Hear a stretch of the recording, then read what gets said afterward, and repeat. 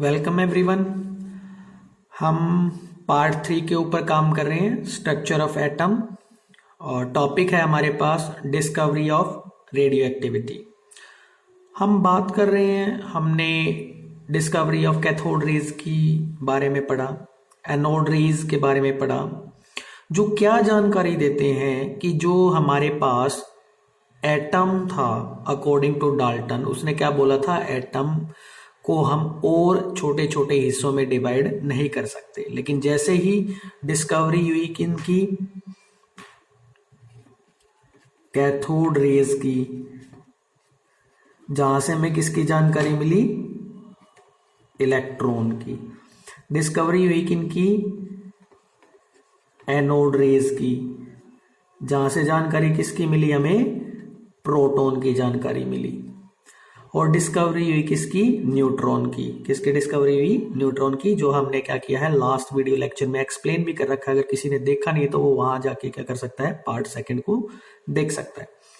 तो आगे क्या हुआ, इसी के ऊपर, इन सभी थ्योरीज के ऊपर काम करते हुए कि एटम को और आगे कैसे हम क्या कर सकते हैं, सब डिवाइडेड कर सकते हैं। तो एक साइंटिस्ट था हमारे पास, नाम था जिसका हेनरी बेक्वेरेल।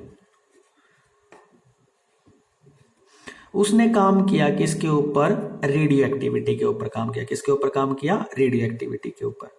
रेडियो एक्टिविटी क्या होती है,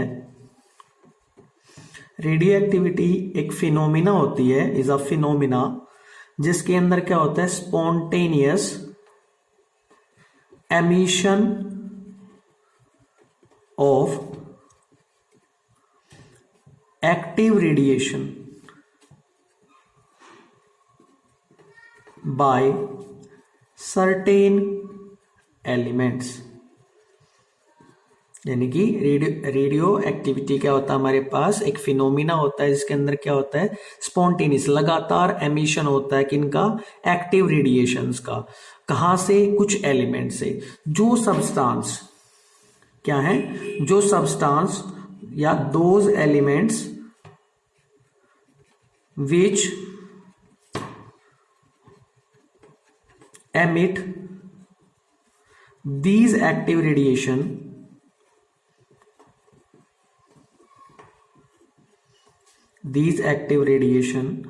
are called radioactive substances, are called radioactive elements। है तो एलिमेंट्स बोल सकते हैं, अगर सब्सटेंस वर्ड यूज किया है तो आप सब्सटेंस बोल सकते हैं, रेडियो एक्टिव सब्सटेंस बोल सकते हैं। कौन से अगर हम बात करें रेडियो एक्टिव एलिमेंट्स हैं हमारे पास, तो कुछ एग्जांपल्स हैं, जैसे uranium, polonium, thorium and many more. ठीक है, तो हुआ क्या, हेनरी जो बेक्वेरेल था उसने काम किया, उसने क्या लिया, एक लेड ब्लॉक लिया। क्या लिया उसने, सबसे पहले लेड ब्लॉक लिया। ये हमारे पास क्या है, लेड ब्लॉक है, लेड ब्लॉक। और इसके अंदर उसने क्या रखा, रेडियो एक्टिव सब्सटेंस को रखा। ये हमारे पास क्या है, रेडियो एक्टिव सब्सटेंस है। ठीक है, और उसने क्या किया, आगे इलेक्ट्रिकली चार्ज प्लेट्स लगा दी। यहां उसने क्या किया, इलेक्ट्रिकली चार्ज प्लेट्स लगा दी। इसके ऊपर नेगेटिव चार्ज है, और जो यहां प्लेट है इसके ऊपर पॉजिटिव चार्ज है। क्या ऑब्जर्व किया उसने, जो रेडियो एक्टिव सब्सटेंस है ये हमारे पास, ये क्या है, रेडियो एक्टिव सब्सटेंस। ये क्या करता है, रेज, लाइट रेडिएशन या फिर रेज एमिट आउट करता है इस तरह से। यहां से कुछ लाइट रेडिएशंस तो एज इट इज स्ट्रेट चली जाती हैं, और कुछ क्या करती हैं, डिफ्लेक्शन शो करते हैं। कुछ क्या करती हैं, डिफ्लेक्शन शो करती हैं, कहाँ डिफ्लेक्शन शो करेंगी? क्योंकि अगर उनके ऊपर किसी तरह कोई चार्ज है जो यहाँ से क्या कर रही है, रेडिएशंस बाहर निकल रही है, अगर किसी तरह कोई चार्ज है तो वो क्या करेंगे, उसी प्लेट की तरफ क्या होंगी, वो अट्रैक्ट होंगे डिपेंडिंग अपॉन देयर चार्जेस। और इन लाइट रेडिएशंस को कैप्चर करने के लिए कि ये इस तरह की लाइट रेडिएशंस बाहर एमिट आउट हुई हैं, क्या करते हैं, एक फोटोग्राफिक प्लेट लगा लेते हैं। क्या लगाते हैं? Photographic plate. ये क्या है हमारे पास? फोटोग्राफिक प्लेट है। फोटोग्राफिक प्लेट का काम क्या है? यहाँ पे रिकॉर्ड करना कि इस तरह की एक्टिव रेडिएशंस इस रेडियो एक्टिव सब्सटेंस ने एमिट आउट की है। तो ये फोटोग्राफिक प्लेट के ऊपर क्या होगा, इंप्रेशंस बनेंगे, लाइट इंप्रेशंस बनेंगे, जिनके हेल्प से हमें पता चलेगा कि इस तरह की कोई लाइट रेडिएशंस यहाँ से एमिट आउट हुई थी। हमने ऑब्जर्व किया जब यहाँ से कुछ लाइट रेडिएशंस बाहर निकली, एक्टिव रेडिएशंस बाहर निकली, तो अगर जो नेगेटिव की तरफ क्या हो रही थी, हमारी अट्रैक्ट हो रही थी, क्योंकि सीधी गई है कुछ तो कुछ यहाँ से बेंड की हैं, तो जो नेगेटिव की तरफ गई थी वो हमारे पास क्या थी, अल्फा रेस। उनका नाम क्या दिया हमने, अल्फा रेस। और जो न्यूट्रल रही उनको नाम दिया हमने गामा रेस। उनको नाम क्या दिया हमने, गामा रेस। और जो पॉजिटिव की तरफ अट्रैक्ट हुई उनको नाम दिया हमने बीटा रेस। उनको नाम क्या दिया हमने, बीटा रेस। यानी कि एक बार इसका एलेबोरेशन देख लेते हैं। The rays which deflected towards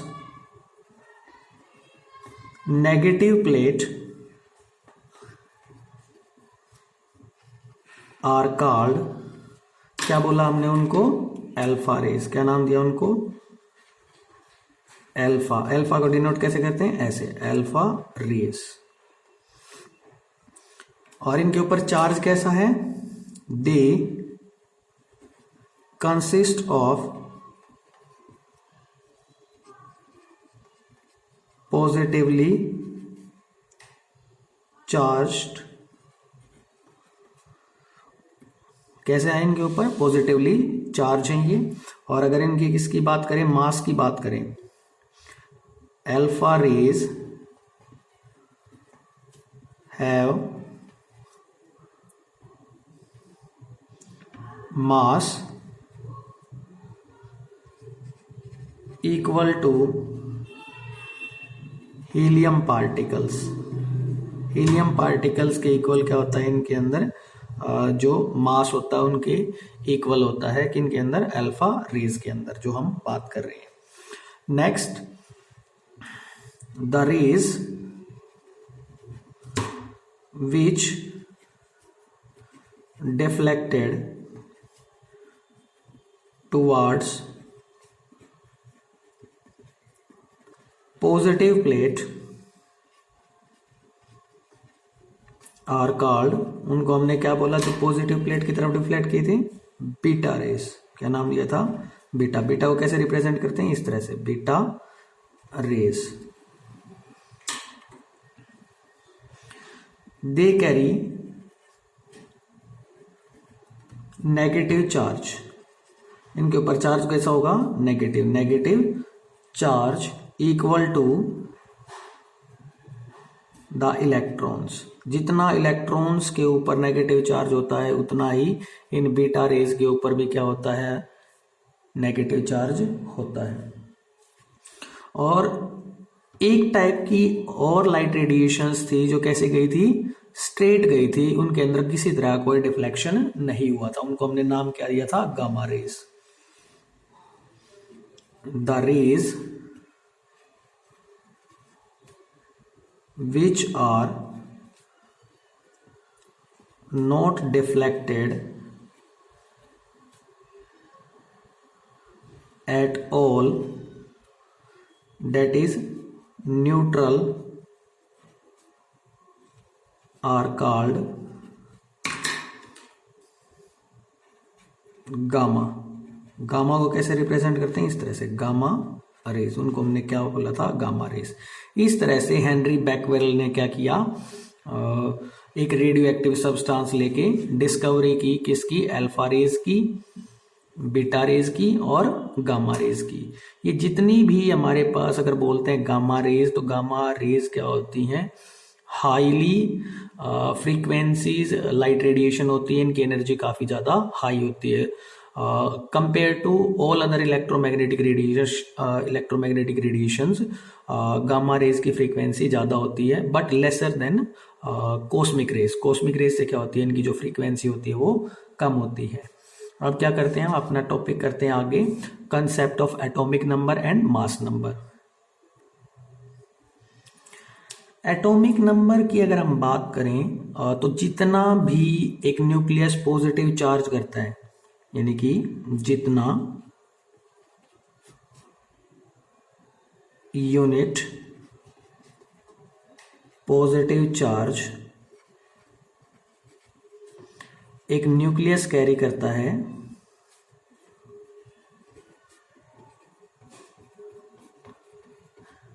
उसे उसका एटॉमिक नंबर के इक्वल या बराबर माना जाता है। उसे उसके एटॉमिक नंबर के इक्वल या बराबर माना जाता है। यानी कि हम कह सकते हैं कि जो पॉजिटिव चार्ज है, पॉजिटिव चार्ज जो किस में है, न्यूक्लियस में, न्यूक्लियस में, वो किसकी वजह से है? प्रोटॉन्स की वजह से। किसकी वजह से है? प्रोटॉन्स की वजह से। यानी कि न्यूक्लियस के अंदर जितने प्रोटॉन होंगे वो किसके इक्वल होगा? उसके एटॉमिक नंबर के इक्वल होगा। यानी कि क्या कह रहे हैं हम? Atomic number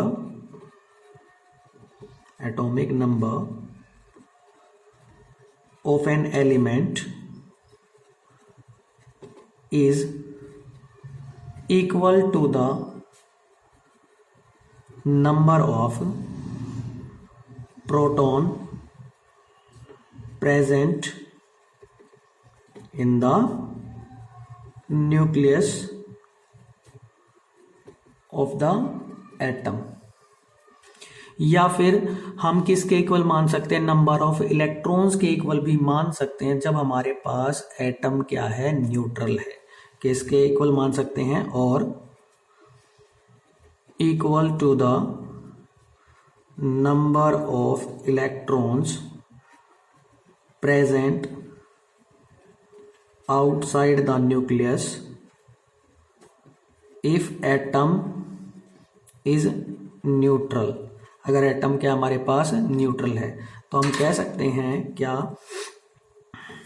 atomic number is equals to number of protons, और किसके इक्वल है? Number of electrons. किसके इक्वल है? नंबर ऑफ इलेक्ट्रॉन्स के लिए। कब? जब हमारे पास क्या है? Atom is neutral. एटम क्या है हमारे पास? न्यूट्रल है। तब हम क्या कर सकते हैं? नंबर ऑफ इलेक्ट्रॉन्स के इक्वल मान सकते हैं। हम जो एटॉमिक नंबर को लेते हैं उसको रिप्रेजेंट किसके साथ करते हैं? Atomic number of an element is represented by letter Z। By letter Z के साथ क्या करते हैं? एटॉमिक नंबर को हम रिप्रेजेंट करते हैं। बात करते हैं मास नंबर की। किसकी बात कर रहे हैं? मास नंबर की। मास नंबर क्या होता है हमारे पास? सम होता है। मास नंबर क्या होता है? सम ऑफ न्यूट्रॉन्स एंड प्रोटॉन्स। इन दोनों के सम को क्या बोलते हैं हम? मास नंबर बोलते हैं। और एक्चुअल में जो हम बात करते हैं न्यूक्लियस के अंदर ही दोनों क्या होते हैं हमारे पास? न्यूट्रॉन और प्रोटॉन होते हैं, दोनों होते हैं। और जब हम इनको कलेक्टिवली बोलते हैं, जब हम इन दोनों को क्या लेते हैं? एक साथ ले लेते हैं, दोनों को कंसिडर करते हैं, तो इसी टाइम पे इसको क्या बोलते हैं हम? न्यूक्लियॉन्स बोलते हैं। क्या बोलते हैं इसको? न्यूक्लियॉन्स बोलते हैं। ठीक है, और इसको रिप्रेजेंट कैसे करते हैं? Mass number can be represented by letter A. Letter A के साथ क्या करते हैं हम? मास नंबर को रिप्रेजेंट करते हैं। यानी कि हमारे पास क्या हो जाएगा? Mass number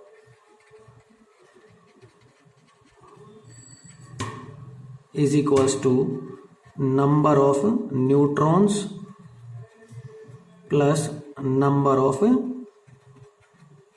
protons. Number of protons. अगर हमारे पास क्या है, एटम कैसा है? Atom is neutral. एटम कैसा है हमारे पास? न्यूट्रल। उस टाइम पे क्या होगा हमारे पास? नंबर ऑफ इलेक्ट्रॉन्स किसके इक्वल होते हैं हमारे पास? नंबर ऑफ प्रोटॉन्स के इक्वल होते हैं। तो यानी कि मैं बोल सकता हूं जो हमारे पास मास नंबर है वो किसके इक्वल हो जाएगा? मास नंबर हमारा किसके इक्वल हो जाएगा? Number of neutron plus number of electrons के इक्वल हो जाएगा। अगर क्या करते हैं, हमारे पास कोई एलिमेंट दे रखा है लेट सपोज, और वो क्या करता है हमसे निकलवाता है क्या कि नंबर ऑफ न्यूट्रॉन्स निकालिए। क्या बोलता है क्वेश्चन में? नंबर ऑफ न्यूट्रॉन्स निकालिए। तो नंबर ऑफ न्यूट्रॉन्स कैसे निकाल सकते हैं हम? मास नंबर में से mass number minus number of proton, इस तरह से निकाल सकते हैं। या फिर क्या फॉर्मूला हो सकता है हमारे पास? फॉर्मूला हो सकता है मास नंबर में से क्या माइनस कर सकते हैं हम? Mass number minus atomic number, क्योंकि नंबर ऑफ प्रोटॉन्स किसके इक्वल होते हैं हमारे पास? एटॉमिक नंबर के इक्वल होते हैं। और अगर क्या होता है हमारे पास एटम न्यूट्रल दे रखा है, कैसा दे रखा है? एटम को न्यूट्रल दे रखा है, तो क्या हो सकता है? एक नया फॉर्मूला और नंबर ऑफ न्यूट्रॉन्स निकालने के लिए मास नंबर में से क्या माइनस कर सकते हैं हम? नंबर ऑफ इलेक्ट्रॉन्स को भी माइनस कर सकते हैं। तो इस तरह से क्या कर सकते हैं हम? नंबर ऑफ न्यूट्रॉन्स निकाल सकते हैं किसी भी एलिमेंट के लिए। आप क्या करते हैं कि एलिमेंट को रिप्रेजेंट करते हैं जिसपे क्या दे रखा है उसका एक्स क्या रिप्रेजेंट कर रहा है हमारे पास? सिंबल है, सिंबल ऑफ एलिमेंट। क्या है? Symbol of element. और जेड और ए, जेड एंड ए। जो ए है वो क्या रिप्रेजेंट कर रहा है हमारे पास? मास नंबर को रिप्रेजेंट कर रहा है, जो ये यहाँ लिखा रखा है टॉप में। और जो जेड है वो क्या रिप्रेजेंट कर रहा है हमारे पास यहाँ? वो एटॉमिक नंबर को रिप्रेजेंट कर रहा है। वो किसको रिप्रेजेंट कर रहा है? एटॉमिक नंबर को रिप्रेजेंट कर रहा है। हम क्या करते हैं कि एग्जांपल ले लेते हैं जिसकी हेल्प से क्या करते हैं? नंबर ऑफ न्यूट्रॉन्स भी निकालते हैं और क्या करते हैं? मास नंबर भी क्या करेंगे उसके लिए? निकालेंगे। एक एग्जांपल ले लेते हैं। यहाँ हमारे पास एग्जांपल है, एक नाइट्रोजन एलिमेंट है जिसका 7 क्या रिप्रेजेंट कर रहा है? एटॉमिक नंबर कितना है उसका? 7। और 15 क्या रिप्रेजेंट कर रहा है? मास नंबर को रिप्रेजेंट कर रहा है, जो कितना है उसके पास? 15। तो हमें क्या क्या निकालना है? या नंबर ऑफ न्यूट्रॉन्स निकालने। क्या निकालने? Number of neutrons. तो नंबर ऑफ न्यूट्रॉन्स क्या होता है हमारे पास? फॉर्मूला होता है mass number minus atomic number. कितना मास नंबर है? 15। और कितना एटॉमिक नंबर है? 7। तो यहां से सोल्व करेंगे, कितना आ जाएगा? आपके पास आ जाएगा 8। तो न्यूट्रॉन्स कितने हैं इसके अंदर? 8। और आपसे पूछ ले कि प्रोटॉन्स कितने हैं, तो हमें पता है क्या कि atomic number is equals to number of protons. तो एटॉमिक नंबर कितना है? 7। तो नंबर ऑफ प्रोटॉन्स भी कितने हो जाएंगे? 7। और जो हमारे पास यहाँ एलिमेंट है वो किसका एग्जाम्पल है? न्यूट्रल का एग्जाम्पल है। किसका एग्जाम्पल है? न्यूट्रल का। तो न्यूट्रल के लिए क्या लेते हैं हम? जो हमारे पास इलेक्ट्रॉन्स होते हैं और प्रोटॉन्स होते हैं, दोनों सेम होते हैं, तो इलेक्ट्रॉन्स भी क्या होंगे इसके अंदर? सेम होंगे। नंबर ऑफ इलेक्ट्रॉन्स भी कितने हो जाएंगे? 7 हो जाएंगे। तो इस तरह से क्या कर सकते हैं हम? एटॉमिक नंबर और मास नंबर को क्या कर सकते हैं? डिटरमाइन कर सकते हैं किसी भी एलिमेंट के लिए। जो हमारे पास नेक्स्ट पार्ट होगा, पार्ट 4 होगा। उसके अंदर क्या करेंगे हम, isotopes, isobar, isotones and isoelectronic species की बात करेंगे और इलेक्ट्रोमैग्नेटिक रेडिएशन का कंसेप्ट को लेके आपके सामने आएंगे। आई होप आप सभी को ये वीडियो पसंद आई होगी और अपने वैल्यूएबल कमेंट्स, फीडबैक आप क्या करेंगे कमेंट सेक्शन में डालेंगे। और जिन्होंने इस वीडियो को लाइक नहीं किया वो लाइक करेंगे और सब्सक्राइब करेंगे चैनल को। हमारे चैनल का नाम क्या है? Study cell. क्या नाम है चैनल का? Study cell. सभी इसको क्या करेंगे? सब्सक्राइब करेंगे। Thank you very much.